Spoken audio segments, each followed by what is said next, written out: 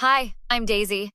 I never thought I'd be the kind of person who'd need a security system, but after saving for 5 years to buy my first house, I wasn't taking chances. The system cost me $2,000, complete with cameras covering every entrance. My brother Marcus laughed when I showed him the setup. Seriously, Days? This is overkill for this neighborhood, he said, scrolling through his phone while sprawled on my new couch. Better safe than sorry, I replied, handing him a beer. You never know what could happen. You watch too much true crime. Nobody's breaking into your boring suburban house. He took a long sip. What are they gonna steal? Your collection of scented candles? I have nice things now, Marcus. My grandmother's jewelry, the art pieces I've collected, my electronics. It adds up. He rolled his eyes. If you say so. Hey, speaking of which, can I borrow a couple hundred, just until payday? Marcus, this is the third time this month. I know, but my car needs work and I already helped you with rent last month. What happened to that promotion you mentioned? Didn't work out. He avoided my eyes. Come on, Daisy. You're doing well now. I just need a little help. I sighed and transferred him the money. He was my brother, after all. That conversation happened on a Tuesday. By Friday, everything had changed. I came home from work to find my front door slightly ajar. My heart stopped. I pulled out my phone and dialed 911 before even going inside. 911. What's your emergency? Someone broke into my house. I'm standing outside right now. The door's open. Are you in a safe location? Can you see if anyone's still inside? I'm outside. I don't see anyone, but I'm not going in. Within minutes, 2 patrol cars arrived. Officer Chen, a stern woman in her 40s, approached me while her partner checked the house. Miss Morrison, I'm Officer Chen. Can you tell me what happened? I just got home and found the door open. I have a security system. It should have alerted me if anyone tried to break in. Smart thinking. Calling before entering. Let's wait for my partner to clear the house. After 10 agonizing minutes, the other officer emerged. All clear. But you're gonna want to see this. My living room was a disaster. Drawers pulled open, cushions thrown around, my grandmother's jewelry box, empty. My laptop, gone. The glass cabinet where I kept my art pieces, shattered. My God, I whispered. Officer Chen was examining my security panel. Miss Morrison, when did you last check your system? This morning before work. Why? It's been manually disabled. Someone turned it off from the inside using the master code. My blood ran cold. That's impossible. Only 2 people have that code. Me and... I stopped. And? Officer Chen prompted. My brother. Marcus. But he couldn't. Has he been having any financial difficulties? The requests for money? The vague excuses? The way he'd avoided my eyes? Officer Chen, I need to check something. I pulled out my phone and opened my security app. It kept logs of every time the system was armed or disarmed. My hands shook as I scrolled through the data. What is it? Officer Chen asked. The system was disarmed at 1:47 p.m. today, using Marcus's code, the one I gave him for emergencies. Is there any way he could have given that code to someone else? I kept scrolling, my stomach churning. No, look at this. He's been disarming it every few weeks for months, always when I'm at work. I never noticed because nothing went missing before. Officer Chen's expression hardened. He's been casing your house, learning your patterns, figuring out what you have worth taking. But why now? Why take everything today? Miss Morrison, I need to ask. Has your brother been in any legal trouble recently? Gambling debts, substance issues, anything like that? I don't know. He's been asking for money constantly, but I thought it was just normal stuff. Car repairs, rent. I think we need to have a conversation with your brother. I called Vanessa, my best friend, the moment the police left. She arrived within 20 minutes carrying takeout and wine. Daisy, oh my God, are you okay? No, yes, I don't know. I collapsed on the couch. It was Marcus, Vanessa. My own brother robbed me. Are you absolutely sure? Maybe someone stole his code or... The logs don't lie. He's been disarming my system for months. The police think he was planning this. Vanessa sat beside me, her face dark with anger. That absolute snake. After everything you've done for him? All the money you've given him? I should have seen it coming. The constant requests for cash. The weird excuses. Don't you dare blame yourself. He's a grown man who made a choice to steal from his sister. She poured us both wine. What did the police say? They want to question him, but I need to talk to him first. I need to hear him say it. Bad idea, Days. Really bad idea. I have to know why. The next morning, I drove to Marcus's apartment. His roommate Kyle answered the door, looking uncomfortable. Daisy, hey, Marcus isn't here. Kyle, I need to talk to you. Can I come in? He hesitated, then stepped aside. What's going on? Someone robbed my house yesterday. Turned off my security system using Marcus's code. Kyle's face went pale. Oh no, no. You know something. Daisy, I can't. Kyle, please. I need to know what's happening with my brother. He ran his hands through his hair, pacing. He's going to kill me for telling you this. He already betrayed me. What else could he do? He's been gambling. Online poker, sports betting, everything. He's in deep with some really bad people, Daisy. Like $50,000 deep. The room spun. 50,000? He kept saying he'd win it back, that he just needed one big score. But he kept losing. These guys he owes money to, they don't mess around. They've been threatening him. So he decided to rob me? He was desperate. He told me he had a plan to get the money, but he wouldn't say what. I thought maybe he was finally going to get help. Talk to a debt counselor or something. I didn't know he was going to. Kyle trailed off, looking miserable. Did he tell you what he took from my house? No, but Daisy, a couple days ago, he asked me if I knew anyone who bought jewelry and electronics. No questions asked. I told him I didn't want to be involved in whatever he was planning. Do you know where he is now? He left this morning. Said he had to meet someone about taking care of things. I'm sorry, Daisy. I should have told you sooner. I left Kyle's apartment and called Officer Chen immediately. Miss Morrison, I was just about to contact you. My brother's gambling debts. He owes $50,000 to dangerous people. His roommate just told me everything. That explains the urgency. We've been trying to locate him, but he's not at any of his usual spots.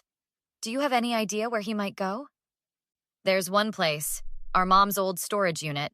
He has a key. It's where we kept family stuff after she passed. Can you meet me there in 30 minutes? I'll be there. Mrs. Patterson, my elderly neighbor, called just as I was leaving. Daisy, dear, I heard about your break-in. I've been meaning to call the police, but I wanted to talk to you first. Mrs. Patterson, what did you see? That van, the white van parked in your driveway yesterday afternoon. I thought it was strange because you were at work, but then I saw your brother get out of it. What time was this? Around 1:30. He went inside your house, came out about 20 minutes later with several boxes, loaded them into the van and drove away. Did you see anyone else with him? No, dear, just him. I almost called you, but I thought maybe you'd asked him to pick something up for you. Should I have called the police? It's okay, Mrs. Patterson. You're calling now, and that's what matters. Would you be willing to give a statement to the police? Of course, dear. Whatever you need. Officer Chen and I arrived at the storage facility simultaneously. 2 other patrol cars pulled up behind us. Miss Morrison, I need you to stay back. If he's here, we'll handle it. That's my family's storage unit. My stuff. I deserve to be here. I understand. But for your safety, I'm not going anywhere. She sighed. Fine. But you stay behind me at all times. Understood? I nodded. The manager opened the gate and led us to Unit 247. The door was rolled up halfway. Inside, I could see boxes, my boxes, stacked against the wall. And there was Marcus, sorting through my grandmother's jewelry. Marcus Morrison, this is the police. Come out with your hands visible. He froze, then slowly stood up. When he saw me, his face crumpled. Daisy, I can explain. Hands where we can see them, sir. Officer Chen commanded. Marcus raised his hands.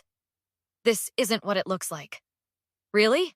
I stepped forward, my voice shaking with rage. Because it looks like you robbed your own sister and stashed the evidence in Mom's storage unit. I was going to give it all back. I just needed to… To what? Sell my grandmother's wedding ring to pay off your gambling debts? His eyes widened.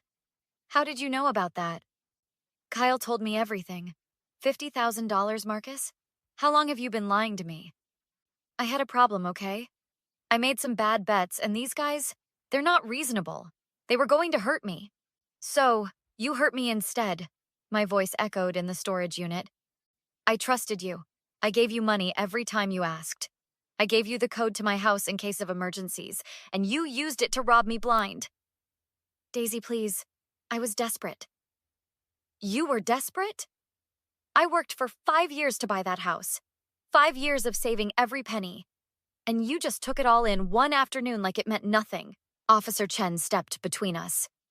Mr. Morrison, you're under arrest for burglary and theft. Wait. Daisy, come on. I'm your brother. We can work this out. I'll pay you back, I swear. With what money? I demanded. The money you were going to get from selling my things? My grandmother's jewelry? The art pieces I saved for months to buy? I'll get a loan. I'll do whatever it takes. Just don't do this. Don't press charges. Please.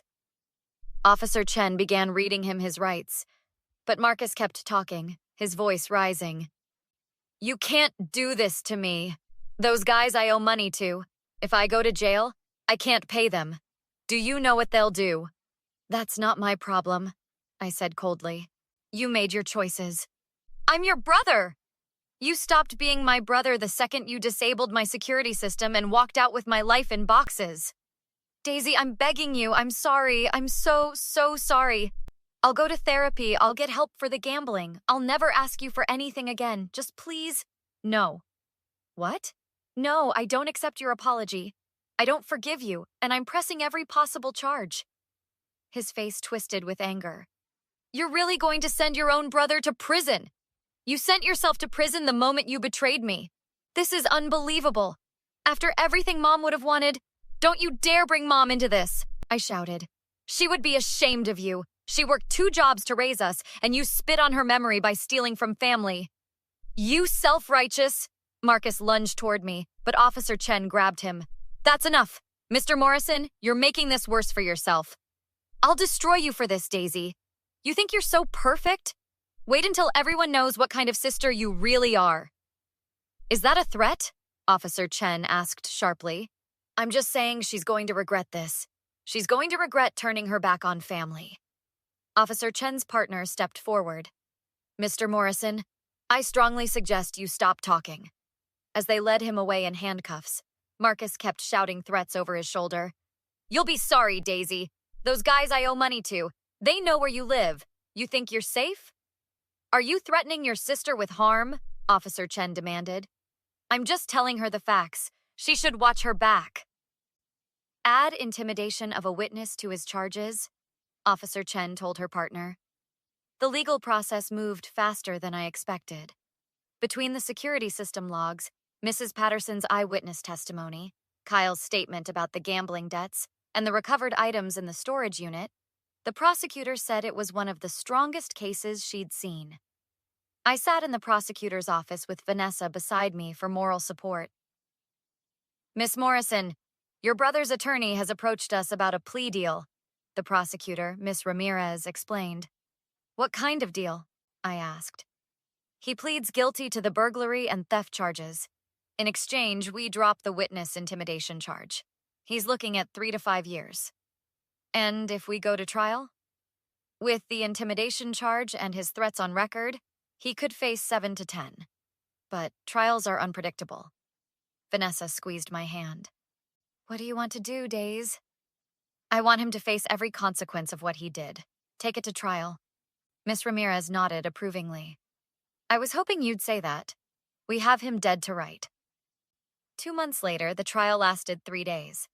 Marcus's attorney tried to paint him as a desperate addict who made a mistake, suggesting I was being vindictive by pressing charges. But Mrs. Patterson's testimony was damning. I saw him load those boxes into a van, calm as could be. That's not desperation. That's calculation. Kyle testified about the months of gambling and lying. The security company's expert witness showed how Marcus had systematically disabled the system during my work hours, proving premeditation. When I took the stand, Marcus's attorney tried to shake me. Miss Morrison, isn't it true you're doing this out of spite, that you've always resented your brother? No, I'm doing this because what he did was wrong, and actions have consequences. But he's your brother. Don't you think prison is excessive? I think stealing from your sister, threatening her when caught, and showing zero remorse is what's excessive. The jury deliberated for 4 hours, guilty on all counts. At sentencing, the judge gave Marcus 8 years, citing the premeditation, the violation of family trust, and the threats he'd made. Marcus's attorney requested I make a victim impact statement. I stood before the court, looking directly at my brother. I want to be clear about something. I don't forgive you. I don't wish you well. You betrayed me in the deepest possible way, and you only showed remorse when you got caught. Even then, your apologies were just manipulation tactics. You threatened me, trying to scare me into silence. You used our mother's memory as a weapon. Those aren't the actions of someone who's sorry. Those are the actions of someone who's only sorry they got caught. Marcus stared at the floor. I hope these 8 years give you time to think about the kind of person you've become. But whether you change or not doesn't matter to me anymore. You're not my brother. You're just someone I used to know who made very bad choices. After the sentencing, Marcus's attorney approached me in the hallway. Miss Morrison, Marcus wanted me to tell you that he's willing to apologize. Really apologize this time. He was wondering if you might visit him before he's transferred to the state facility. No. He's trying to make amends. Tell him I said no. I have nothing to say to him, and I don't want to hear anything he has to say to me. He's still your brother. Not anymore. That evening, Vanessa, Kyle, and Mrs. Patterson came over for dinner. My house was finally back to normal, the broken glass replaced, the stolen items either recovered or replaced with insurance money. How are you holding up? Vanessa asked, pouring wine for everyone. Honestly, I feel free. Is that weird? Not at all, Mrs. Patterson said. You did the right thing, dear. Families aren't obligated to enable bad behavior. Kyle raised his glass. To Daisy, for being stronger than anyone should have to be. To Daisy, they echoed. Thank you, all of you, for having my back through this. That's what real family does, Vanessa said. And she was right. Sometimes the family you choose is stronger than the one you're born into. What would you do if you discovered a family member was stealing from you? Would you press charges, or would you give them another chance? Let me know in the comments. And don't forget to like and subscribe for more true stories about betrayal, revenge, and justice.